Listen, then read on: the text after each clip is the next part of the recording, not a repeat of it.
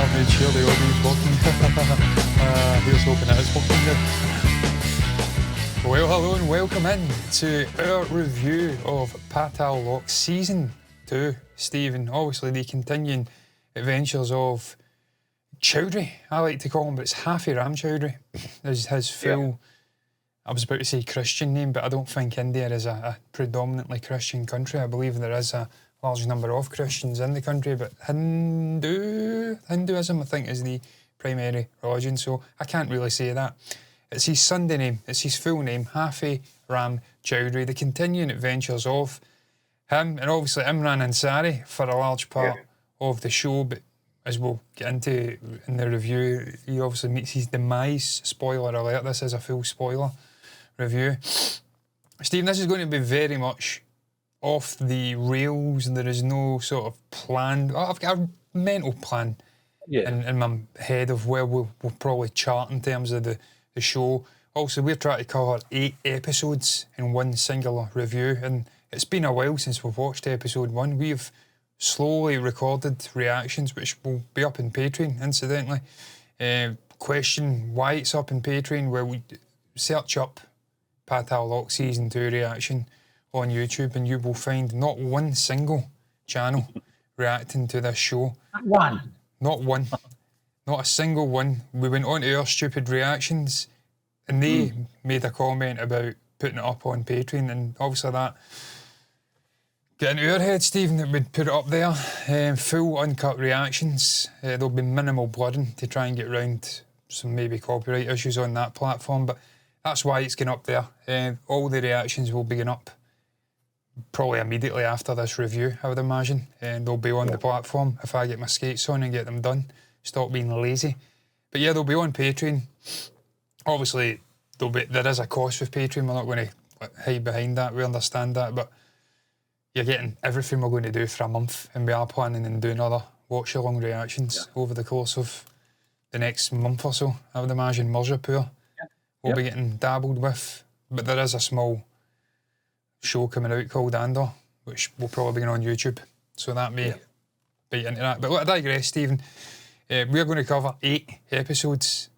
We've reacted over a number of weeks to this, a couple of weeks, or 2.5 weeks or something. So it's been that amount of time since we've seen episode 1. So the audience must forgive us if we don't remember everything perfectly. Yeah. But I've got pretty good fucking memory, so I'm going to hop right into it and do as best a job as I can, Stephen, obviously with the aid of you, hopefully, and jogging the memory when I forget things. Right off the bat, Stephen, did you think there was a necessity for a second season of Paatal Lok following season 1? It was a neat and tidy show. It spanned, I believe, the same number of episodes. You had Imran rising to really high rank officer by the end of the show. Throughout that first season, he was studying to sit this examination. Also, Happy Ram Chowdhury, really unhappy with his life. His brother-in-law's a permanent fucking fixture in his house. There's issues at the home with the son. There's issues in the job. He's perpetually stuck in this rut. Can't get a promotion. Underpaid. Underappreciated. And I just thought that show was brilliant. Season 1. The way they ticked along with the villains. They told the story. If I'm being completely honest, I didn't think there was a necessity for a second season.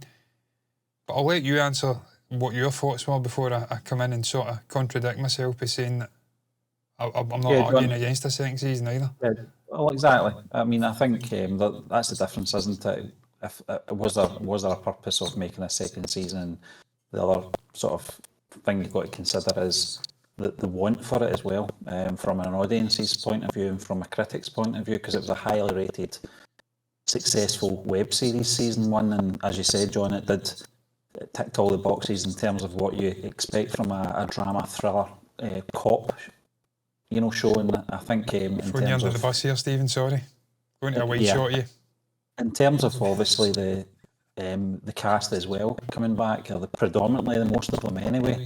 It was always going to be a tall order to follow on from season 1, because it was such a successful journey and experience for the audience. And I think when you've got rave reviews about a web series as well, and you can get most of those gang back, then it's a no-brainer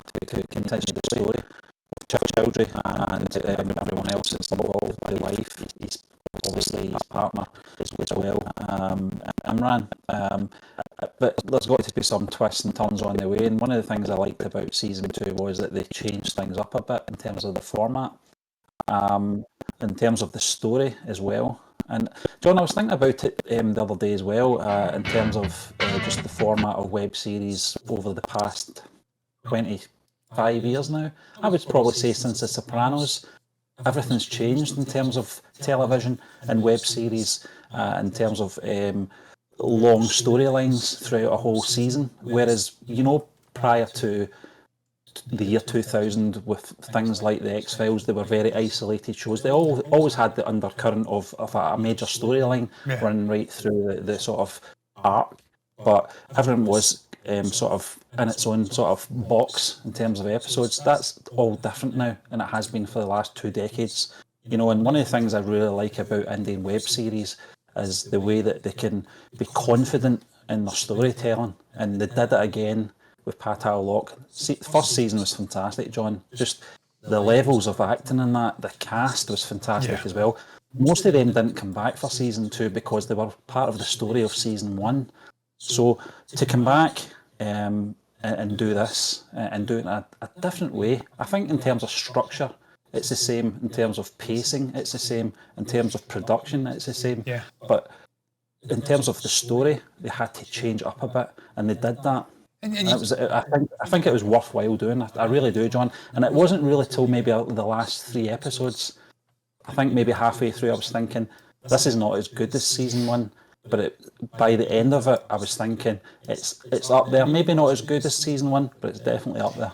Yeah, no, listen, I agree, Stephen. Look, as I says, I would contradict myself. I think whilst there wasn't a necessity for a second season, because I think the first season was outstanding, I totally understand why they want to continue on, because obviously with Jaideep Aliwat in there, I can't say his name properly, you've got a brilliant leading man who is no stranger to these kind of violent genres. You spoke about it before we come on, Stephen. Gangs of Wasseypur obviously lined up to star alongside Manoj Bajpayee and Family Man, which is going to be brilliant, those two together. Wonder if he's going to play maybe a villainous turn in that, and we get to see a different side to him. With Gangs of Wasseypur, he played this sort of, how shall I put it, not messiah, but he played a principled man who obviously lost his life because of it, and he helped his son escape. In this, he's playing again a principled man, a good man fundamentally. He'll do some things that are maybe a bit close to the bone in terms of flogging and beating people, but in the main, morally, he's the one constant throughout the 2 seasons. And environment's plural, because he goes all over the place. Nagaland, other environments in season 1.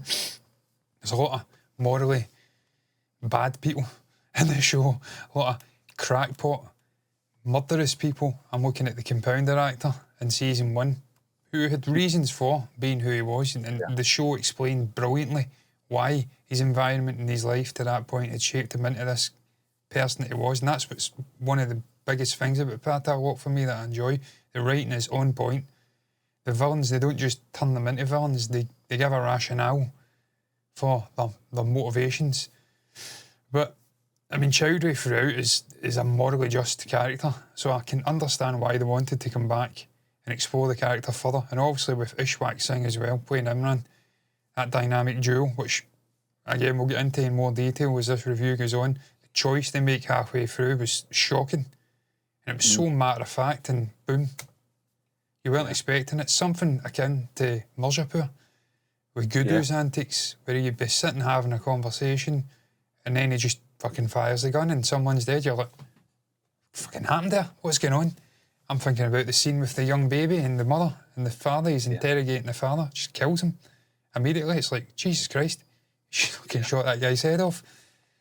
It was very matter of fact, but I can understand, like I says, without going over old ground, again and again, why they wanted to come back.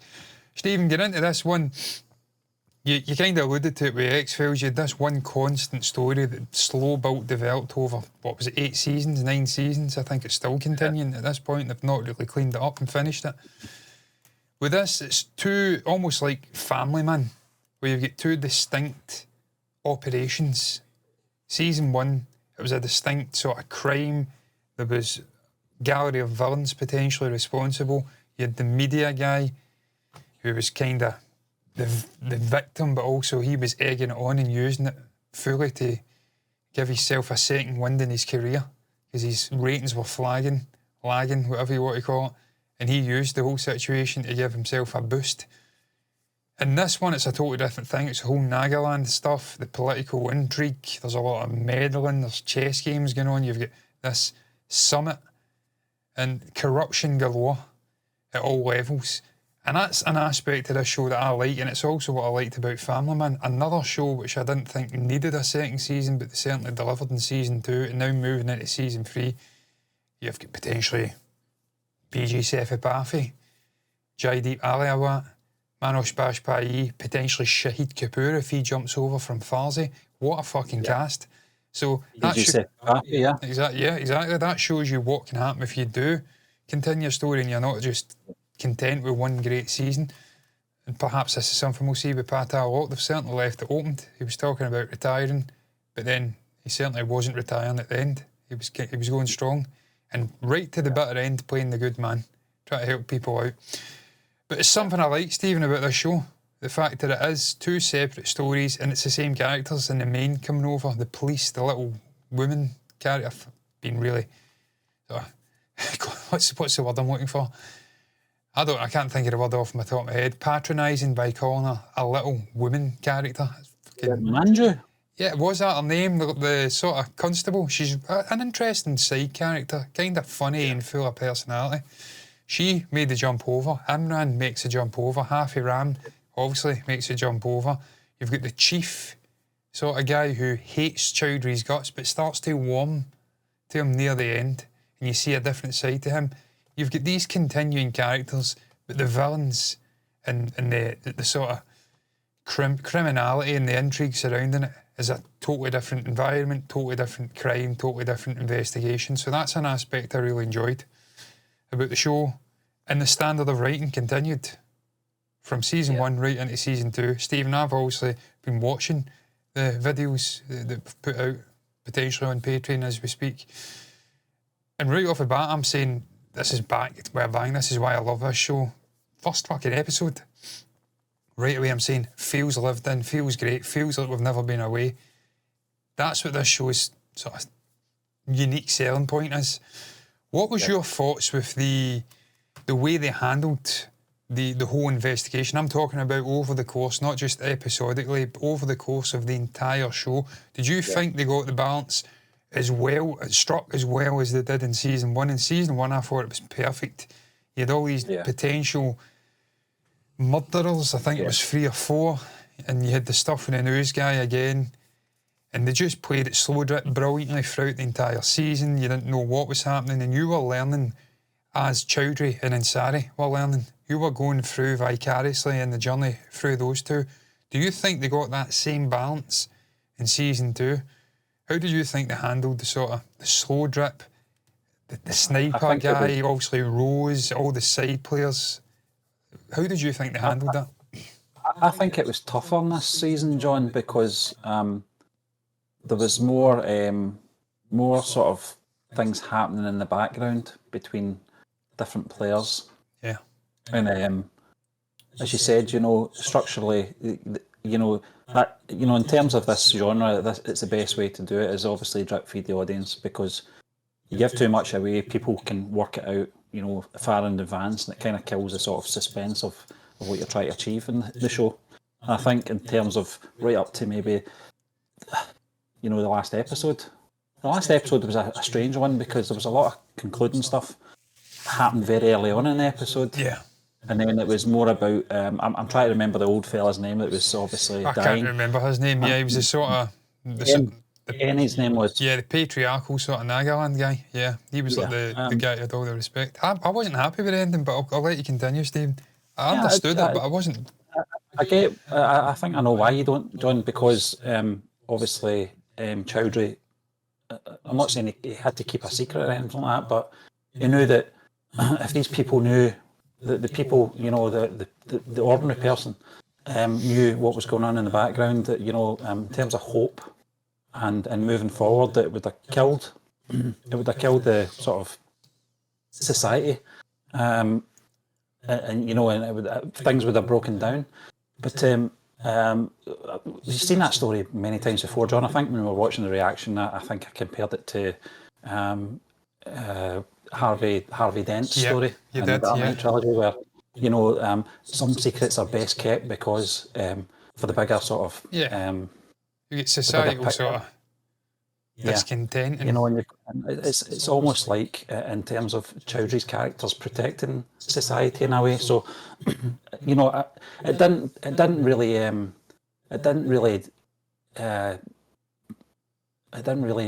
affect his character or anything like that in terms of public perception, or you know, our perception, I should say.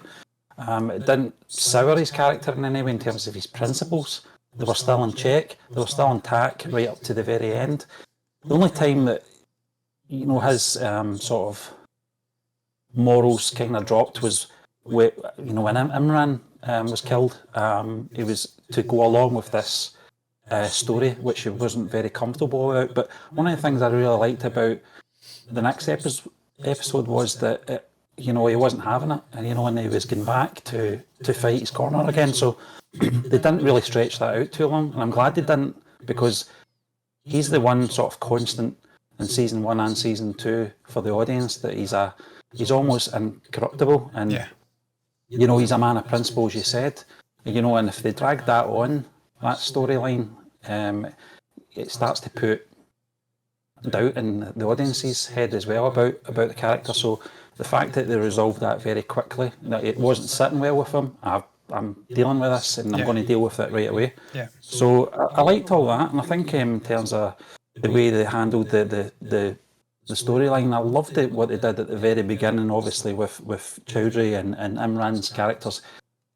The cases they were on, one was very high level, his was more local, but they were connected. Yeah. And I loved that. You know, connected that was Stephen, that's one thing I really enjoyed. The explanation of just how Rose played into the crime, or the whole sort of investigation that Chowdhury was initially investigating, the missing husband, and obviously the wife being taken out and the son being orphaned. You're like, what is going on here? Early doors, you're like, why is this wife clearly targeted? Why is the son getting sort of tailed by these two shit kickers in the hospital? Well, they explain it at the end. Obviously, Rose was being, I don't know what you'd call it, perved on, sort of creeped on by two individuals. He comes away to try and help her. And obviously, the criminality of Rose, the world she's been in, promising him money, him getting back and getting his head bashed in, essentially, with a trumpet. All linked in brilliantly. I just thought the writing was very, very good. Again, Stephen, like you, I'll go to myself, by the way, and give you a break, Stephen, because it's not fair that I gave you a shot of the wide shot. That'll be the last wide shot, by the way. I'm just testing it out because we don't really use it in live shows. This isn't live, by the way. It's pre-recorded, just in case you're unaware. You should be aware. It'll be a premiere. I've totally lost my train of thought now because I've been talking so much. Much like you, Stephen, as I did say, you obviously had issues with the overall handling of the story as it moved forward. I mean, I had more issues than you did in terms of the last episode, how they were explaining Ken's involvement. I just felt it was disappointing that there wasn't some greater kind of story at play. I mean, in the first season, I felt a greater level of intrigue. The villains were just a little bit more interesting. In this, they tried to do it with Rose. Obviously, Rose throughout was on the run. We didn't know what was going on. They tried to piece her backstory together and give you some sort of sympathy with the character, with her falling into drug taking, potentially being, I don't know, indecently touched or molested by, was it Jonathan? Was that the guy who got beheaded at the start? And his son was Ruben? Yeah. They tried their best to do it, but for me, it just fell slightly short of, and I always blank on the compounder character from Mirzapur's name, the actual actor. It's Abhishek. What's his name again? Well, his character... It's Abhishek Banerjee. Banerjee. Well, his character in season 1, I just thought that was exquisite writing. Absolutely unbelievable, the way they told the backstory of the character and filled in all the details of what drove him to be the man he was. They almost had you sympathising for a murderer, which is mad. Yeah. That's the standard of writing, the standard of acting. For me, the Rose character no harm to Miranda Lam's song, she's not on his level. She's not as good an actor. The character wasn't as compelling. And obviously Ruben, they had this sort of side up with Ruben Tom, LC Seckles, not even got a 40 on IMDb. He was just this little annoying shit kicker who had been neglected as a kid. His father didn't have much time for him. His mother didn't have much time for him. He was just a really aggressive, annoying character. And again, they tried to use him as a sort of pawn in the greater game. And whilst I did enjoy the story overall in season 2, I thought it flowed pretty well. I thought the writing in the main was pretty good. I don't think it quite hit the levels of season 1 in terms of the players involved. Even the sniper, I can't think of the guy's name, the sniper. The sort of, the bodyguard of Jonathan. He was probably one of the more compelling characters overall in the story. John, the same with the character B2 as well. A fantastic actor, Pratik Pashori. He was the sort of driver guy that sort of wormed his way into the relationship. He was in Panchayat, season 2 of Panchayat. And I felt his sort of end arc was a little bit, I don't know, it was kind of, I think that was the plan all along. Yeah. Where that ended up, but it just felt a little bit rushed, as if they had to tie it up. I mean, that was one aspect I liked about the show, Stephen, and I said to you I was going to dig deeper than I ought to do in terms of I always like to go deep whether it's necessary or not. But the whole political intrigue and the way they were using the people of Nagaland, it's just, I don't know, pawns in a greater game of chess. They were abusing and using them and contorting them to their will, even the sort of summit leaders. There was a whole lot of like 4D chess going on throughout. And your man, you said his name, he's not got a beard in the actual IMDb photo, but the annoying Nagesh Kukunur, Kapil Reddy, he was an annoying fuckwit of a character. And he's just so arrogant and cocksure. And he didn't get his just desserts at the end. And if I recall correctly, your media figure guy may be Neeraj Kabi, I think, from season 1, Sanjeev Mehra. He at least get his just desserts and get dressed down at the end for being a creepy little fucking dweeb who was cheating on his wife and whatnot. There was a sort of jeopardy for the character. It didn't go his own way because he was manipulating things almost like the Kapil Reddy character in season 2. He got a dressing down at the end. His world was starting to crumble around him a little bit. We didn't really get that with Kapil Reddy. I felt, like he says, they went down the story, or the route of telling this story of all for the greater good. There would be societal unrest in Nagaland. In terms of the comparison with those two characters, though, John, you've got to remember that the Sanjeev character was more at the forefront in terms of public perception because he was a news anchor and, he had an image. And I'm not saying, obviously, your man Kapil Reddy, Kapil had that. He was obviously a well-known politician, isn't he? He was said in the song. He was more of a working in the background, like most politicians do, until they're obviously got to, appear. But in terms of those characters, I get that. There was just certain things I felt were a little bit rushed. Even the mother, Stephen. The mother. Sorry? I mean, even the mother. Obviously, I'm forgetting what her name is. But the mother figure, obviously, Ruben's mother, the wife of Jonathan who got murdered, I felt they were going down a route with her where she was almost like the mother of, I'm blanking names galore tonight, the Jaipur character in Mirzapur, where she's in the shadows, I can't even speak, manipulating everything. I felt that character was being built up to be this sort of Grand Master. I'm using all these chess references tonight. I don't know why. Puppet Master figure in the show where she already knew that her son was going to die and she was just putting on the crocodile tears. She was sort of manoeuvring and doing these deals for hotels to be sold off and whatnot. And then they don't really do anything with the character. It just turns out it was old Ken that get pissed off and decided he wanted to kill her. Was it Senior Tom? Was that her name? Well, I mean, it's all like 8 and 9 episodes and it starts in 25, so I mean, I wish you could sort of separate season 2 with season 1. I'm terrible with names at the best of the time. It takes me so long to get on board, but that's with primary characters, not side characters, and she was very much a side character. But yeah, they just dropped the ball with that character. I just felt it's a weird one.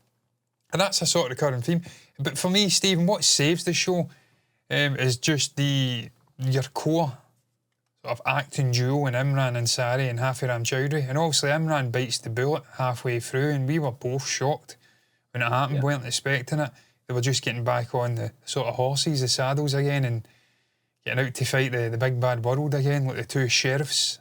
And then he gets taken out all of a sudden, and you're like, what the fuck are they doing here? That is ballsy. But it's half it's half damn one of the best. Yeah, but one of the best sort of scenes through that season 2 was Imran and Chowdhury's talk. You know, and obviously Imran's sexuality and, you know, Chowdhury's response to that, which I thought was handled brilliantly, you know, and it kind of it showed both the characters in a brilliant light, you know, in terms of their relationship, and not just their relationship, but what they believe in terms of the bigger picture with humanity. And it doesn't really matter, you know, what people are like in life and what they want to be. It's, you know, who they are as a person.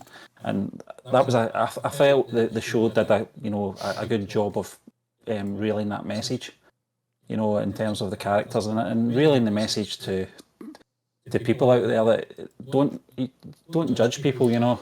You know, let people live their lives the way they want to live their lives. And I felt they handled that without it being too preachy, but it was almost bittersweet as well, because it was the closest both of them came.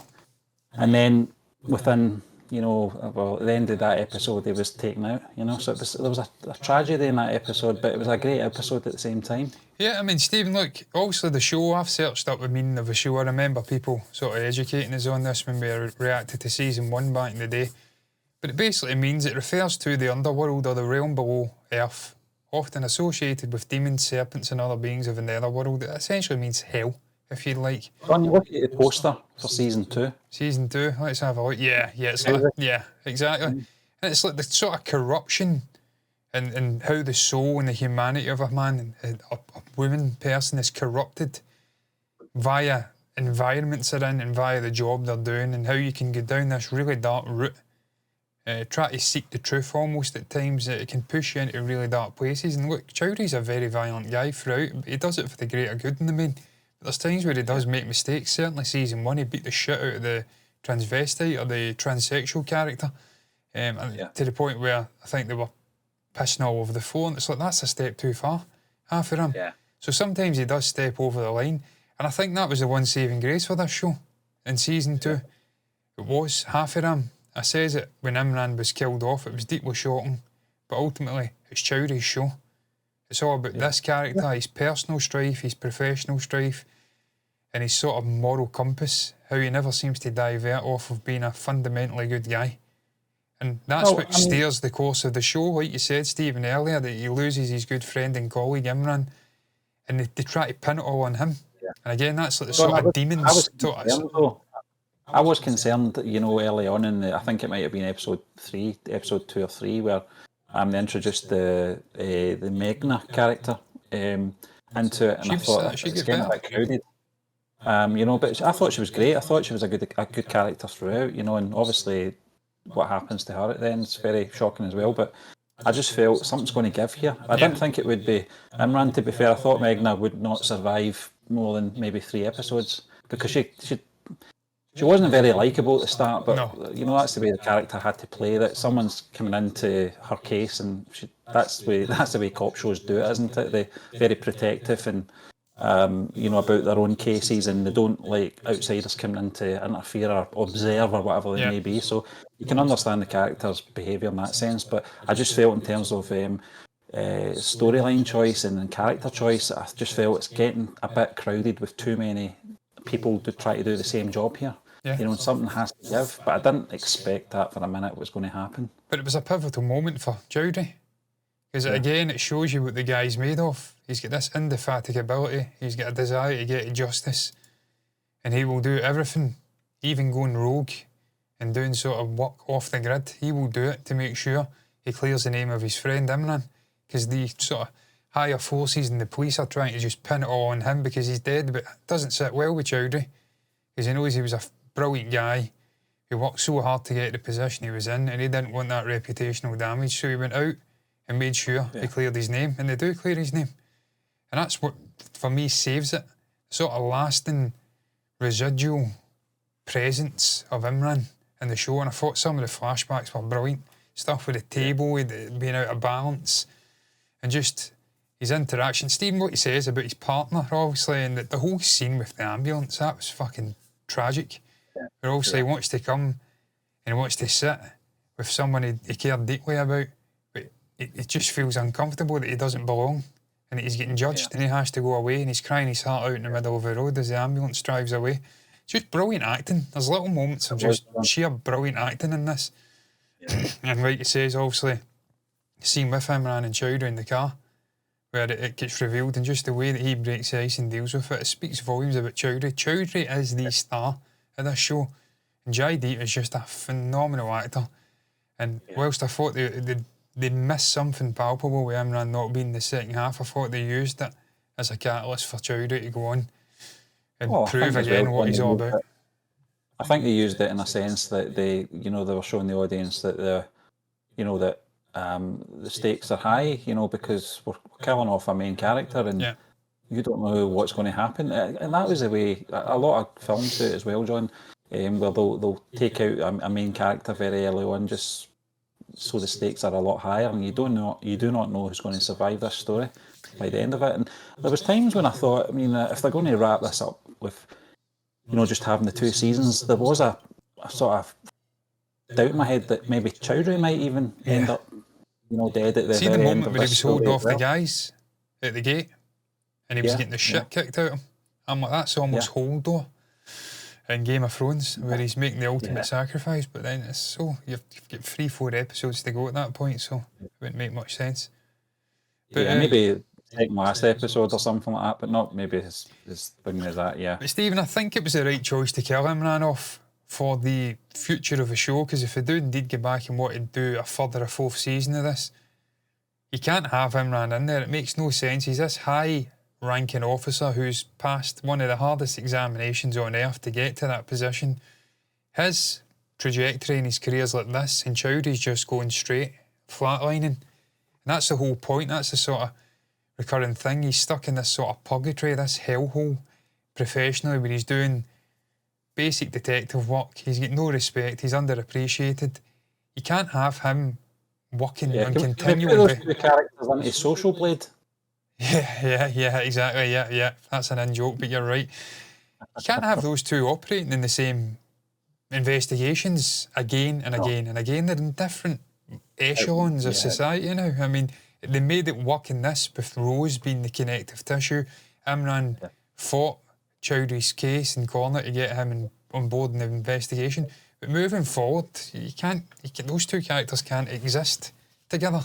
Weird if every time both their cases linked in some way. Exactly. It won't work. It makes no sense. They're going in different directions. So if you want to protect the future of the show, then someone has to bite the bullet. And ultimately, as good as Imran is, as brilliant as Ishwak Singh is as an actor, this is the Chowdhury show. It's about him. He's the Shrikant Tiwari of Paatal Lok.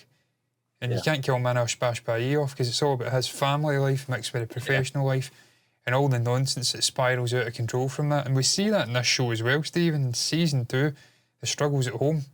The brother-in-law is trying to get him a job with this sort of dodgy, small-time mobster who's, I think, selling counterfeit money or something. He tries to get him in to deal with the money. The wife figure, Renal, I think her name is Renal, she's obviously longing to go back to work. The sons flew the nest. And there's just a lot of bickering in the background in his personal life as well. And that's something they balance so well in Family Man. And I think they've done a great job in this of showing Renal without bogging it down and slowing the show down. Yeah, I think it's the added realism as well, John, about working people and definitely in law enforcement, that they have lives outside their work, and there is an impact on their relationships with the job they do in hand. They're away from home quite a bit. They spend a lot of time not in the house and not in the bed, and you see that there is similarities between Paatal Lok and the Family Man in that sense with that job, because they're very similar jobs in the sense that they're very committed characters in what they do in their profession, and that's going to have an effect on the relationship at home. And I think I think it's Gul Panag is the actress who plays the wife. she was very good Yeah. in first season, and again in this very limited time, but a very strong character. And as you said, you know, she's not really affecting the main storyline in terms of you know, getting the job done and getting the mission done or anything like that. But it adds a realism and that inbuilt sort of world building, you know, if you like. You know, to make the show more believable, and you have to have good actors for that, and she is a good actor. I mean, I think they've done a great job, Stephen, of showing the sort of pitfalls of being a law enforcement sort of person in any part of the world, where if you have got a wife and a family, you're neglecting them. To be so committed to your job and try to get the ultimate good. Yeah, but obviously not just with men, but I think they highlighted it well with the Megna character. Yeah, and her son, and also that gives that scene so much weight, because you know she's got a young kid who's waiting on her. It's Christmas Eve, and she's just so callously taken out. But it shows you the sort of drive and the desire for them to be what they are in terms of police work. They go out there knowing the cost. If something like that happens, they're going to lose everything. Their family are going to lose a parent or whatnot, but they're still willing to go out and do what's right to make society a better place. So I think that's again, Paatal Lok. It's like heaven, hell, purgatory. It's a continuing theme. I think that one was more tragic, John, because Megna was a single parent, because her husband died of cancer. I think it might have been, John. I can't remember what he died of, but and it's you feel for the boy, you know, feel for the son. In that sense, because he lost both parents at a very young age. John, you mentioned about the purgatory thing, and it was something that I forgot about with season 1, but I remember you talking about it, and I think it was when we started doing the watch along for this season. I was thinking, are they going to go down the road of life in Mars with this, or ashes to ashes? About there, Stephen, in my end, but I know you're still heard, because I can see your mind moving. Yep. I was just saying, John, when you were talking about the whole purgatory thing, is it going to be? Are they going to go down the road of life in Mars or ashes to ashes? You know, is there going to be some sort of higher message in all of this? You know, I don't know. They might do that. Yeah, they may. Yeah, they may do. Yeah, that's something I loved about Life in Mars. That was another a great. I mean, I've clearly got an affinity with these kind of shows, so I go back to them time and again. But I mean, that would be really interesting if we went down that route, because it would play into the overall sort of theme of the show and the name of the show. Steve, do you think though, when you were talking about Megna and obviously her being a single mother, do you think that played into Chowdhury's mindset when he was determining whether to obviously out Ken as a killer or not, in potential societal unrest in Nagaland, knowing that she had passed away and she had a young kid who was orphaned, stuck in this environment?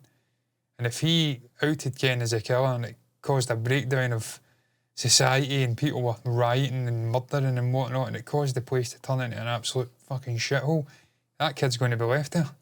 And obviously he had the whole thing with the other kid. He was almost looking after the orphan. Yeah. In his home with the wife, he knew the pitfalls of being an orphan and what it's like, because he had one in his home. Do you think that's something that played? Because that's not something I really thought about at the time, but it just came to me there. I'm not sure, John, if he was thinking of these kids specifically, but I think in terms of society, you know, I think he was thinking of the future of society in terms of that sort of age range, you know, and going forward, what would be left of this area. I don't know if he was thinking specifically of her kid and obviously the orphan boy, but I think subconsciously probably was, you know. What was your thoughts on Nagaland in general, Stephen? Because I have to admit, I've been Googling that place. I just went onto Google Maps and I was just randomly dropping street map stuff.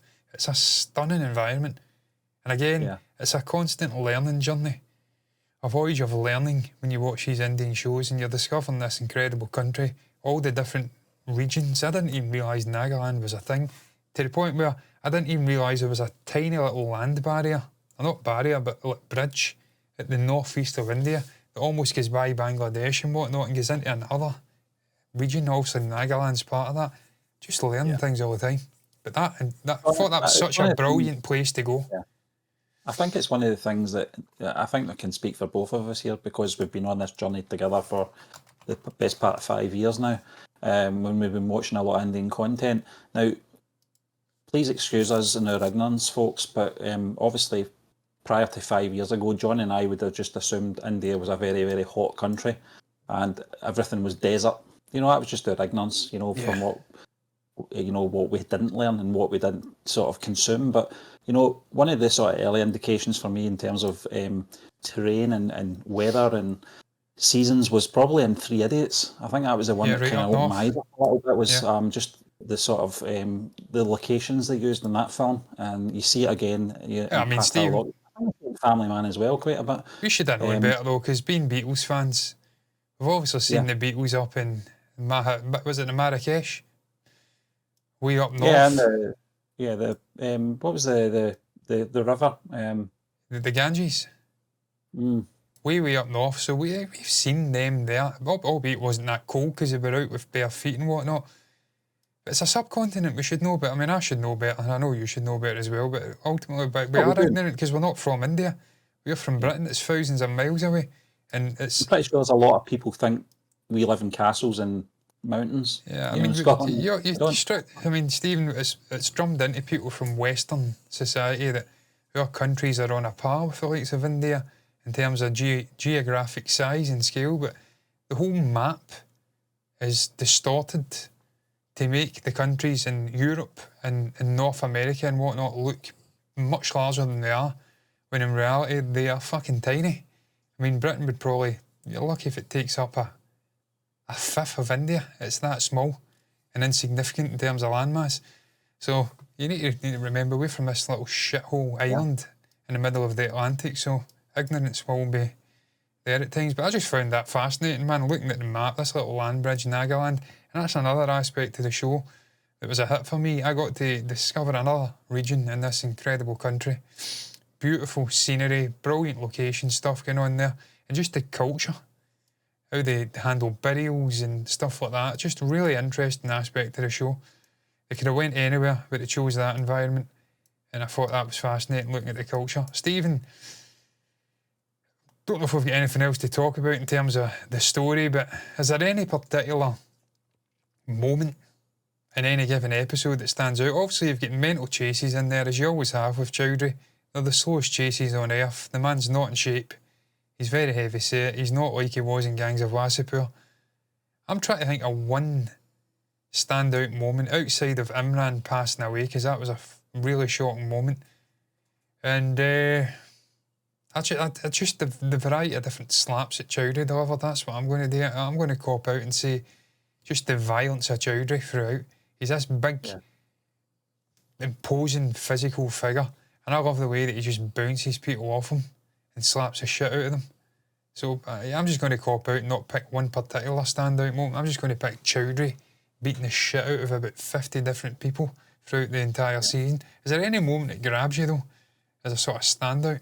It's a hard one, John, because I think the way they've written Chowdhury is very well in terms of his morals and his beliefs and how he sees the world. And there's so many moments, so, he can strike out in anger, as you said, with those hard hitting slaps, and I wouldn't want to take one off him. They look pretty powerful, big guy. So in terms of that, I mean, I think the whole try to get Rose out of that building was a great That sequence. was a great scene, yeah. I really liked that, John, and just the relationship again with Chowdhury and Imran. I mentioned it earlier, just Imran,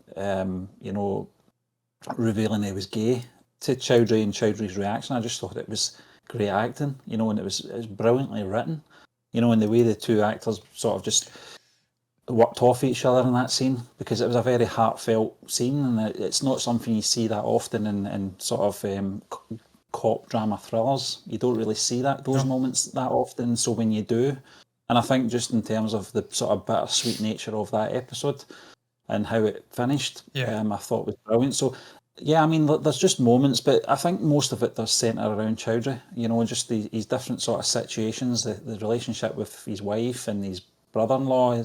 It's just, for every actor and character in this show, he's got a different way of working with them.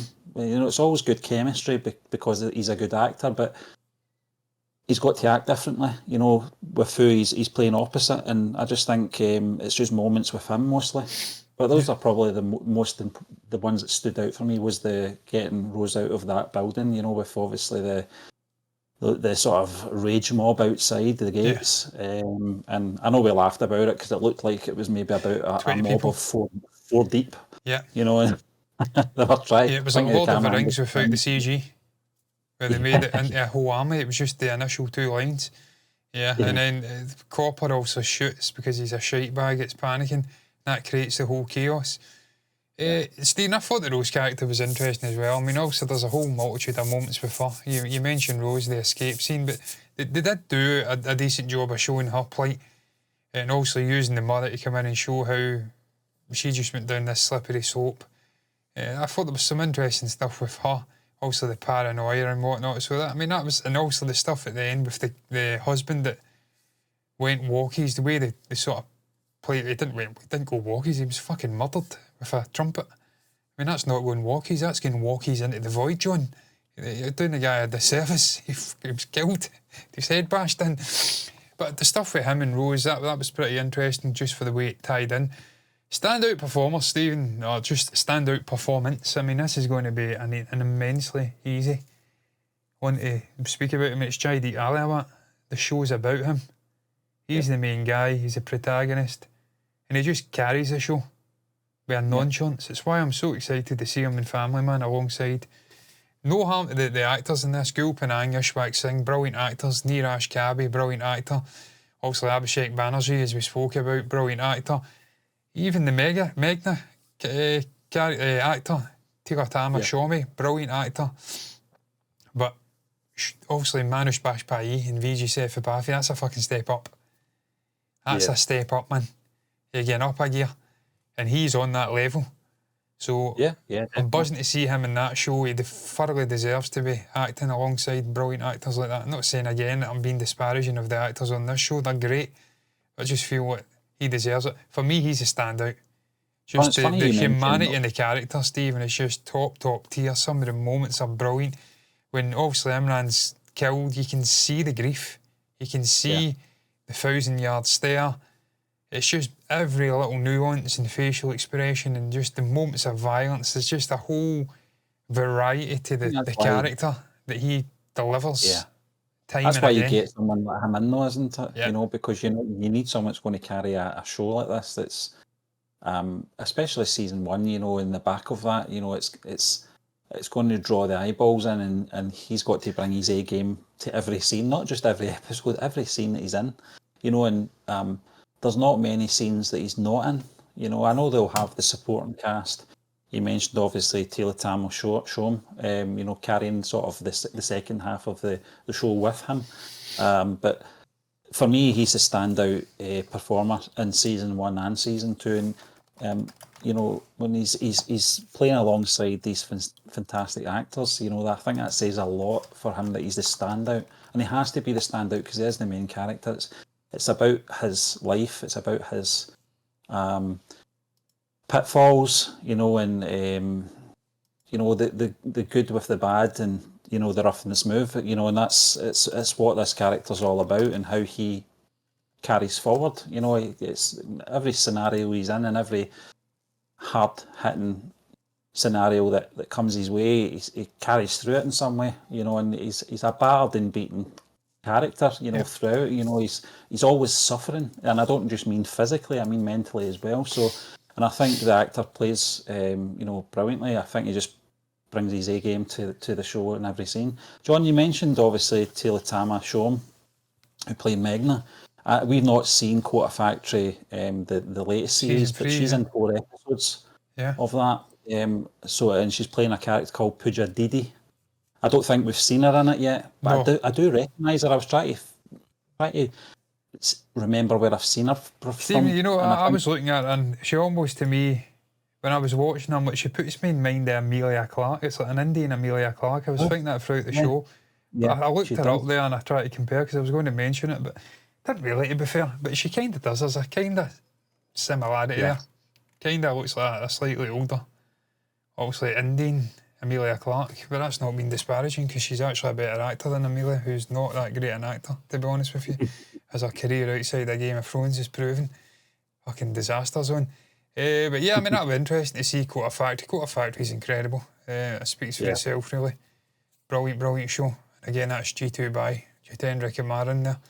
So, again, the acting's great throughout. I mean, there's not one real weak link in there. I mean, I'm trying to think off the top of my head, is there one person that lets it down? I can't think of anybody. They're all pretty strong. Again, I do think the acting in season 1 was better.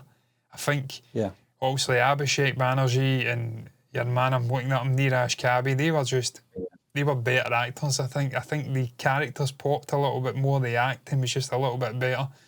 But these are side players. These are villains. Ultimately, like I says, without flogging a dead horse, Chowdhury's the main man and Jaideep is in both seasons, and he's the guy, he's the glue that brings everything together. So it's all about him. And he pulls because it off. If it doesn't work with him, it all falls down. Exactly. He's the main guy. I mean, you're living through him. He's the eyes to the story in the world. And he does a wondrous job. Paatal Lok is Chowdhury's Paatal Lok. Stephen, technical stuff before we round up and give a rating. I can't even remember what I rated season 1, so this is going to be a disaster zone, because I'm telling you now. I've tried my best not to compare it, John, and for me, I can't remember the even ratings we used back. Probably A, B, no one knows. But if we're doing it, are we doing it out of 10 now? Out of 10, yeah. 10. For me, I mean, if I can go back, I probably will contradict myself, John, and say Paatal Lok season 1 is probably a 9 out of 10 for me. I would say probably Paatal Lok season 2 is probably 8.5. Yeah. And I think it's just based on the last 3 episodes. It really raised the game in those last 3 episodes. I can't recall what I rated it, but if I was to go back and sort of do it again, I would rate Paatal Lok season 1 very high. It's one of the best TV shows I've seen. Right up there, it stands shoulder to shoulder with Sacred Games from India and obviously Harshad Mehta Story, all the other great shows we've seen. Mirzapur, Kota Factory, Panchayat. I would probably rate that first season 9.5 or something like that, right up there. Almost flawless. I can't really find any faults in it. This one I'd agree with you, Stephen, at 8.5. It's still pretty fucking good. Characters are memorable, there's memorable moments in there. Technically it's outstanding, brilliant shots going on. Sound design is great, you're crunching when you need to, there's punches. You can feel, even sitting here listening to it through a decent audio setup, but it's not Dolby. You're not sitting in a fucking theatre feeling the fuzz, but you can still feel it. That's great sound design. And the main, just a interesting story, brilliantly acted, but it's not as good as season 1. That's why it's getting an 8.5. But still thoroughly enjoyable. I loved every minute of it. It was like slipping into an old pair of Sanny Bebobs, as we like to call them over here, of slippers. And it's just, you feel at home again. You're like, I'm back where I belong here. But that's going to round it up. We've went for, I don't know how long we've went for, because we had an intro where we let it run for quite a bit. But I want to say the best part of 50 minutes. Not bad. I don't feel like we've even scratched the surface, but we've done the best we can do without any notes and any framework for the review. I did say it was spontaneous and off the rails. I mean, I feel like I fell off a Nemesis and Alton Towers from back in the day, in the middle of the corkscrew, and I'm now falling to the ground. That's how off the rails I am. I digress. What's your thoughts on Paatal Lok season 2? What would you rate it in comparison to season 1? Thoughts on the story, on the acting, on anything you want to share? Put it down below in the comments section. That's a place to put one's thoughts. Remember, you will get every episode that we have reacted to, full uncut episodes, minor boring in there, just to keep the vultures away. On Patreon, which you will find, I'm sure there'll be a link somewhere. I think it's Movie Burner Entertainment on patreon.com. You'll find it somewhere, though. It'll be in the description. Till next time, though, all that's left to be said is thank you very much for watching us, and bye-bye.